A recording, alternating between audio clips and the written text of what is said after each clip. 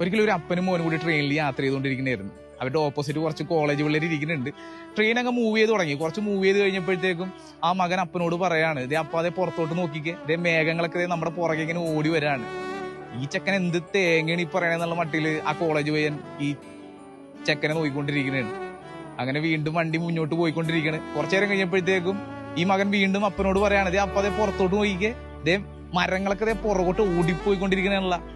ഇത് കേട്ടപ്പോഴത്തേക്കും കോളേജ് പയ്യന് സഹിക്കാൻ പറ്റിയില്ല.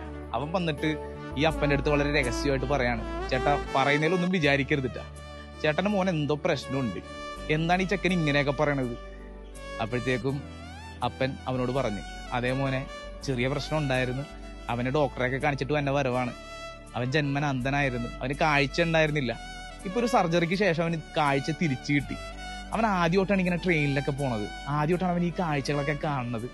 അതിന്റെ രസത്തിലും ത്രില്ലിലൊക്കെയാണ്.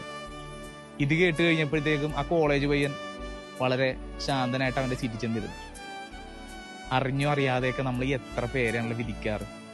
ഒരു മനുഷ്യൻ ഇങ്ങനെ സംസാരിക്കുന്നതിന്റെ അല്ലെങ്കിൽ അവനിങ്ങനെ പെരുമാറുന്നതിന്റെ പുറകിൽ ചിലപ്പോൾ എന്തെങ്കിലുമൊക്കെ ഒരു ബാക്ക്ഗ്രൗണ്ട് ഉണ്ടാവും, എന്തെങ്കിലുമൊക്കെ ഒരു സ്റ്റോറി കിടക്കുന്നുണ്ടാവും.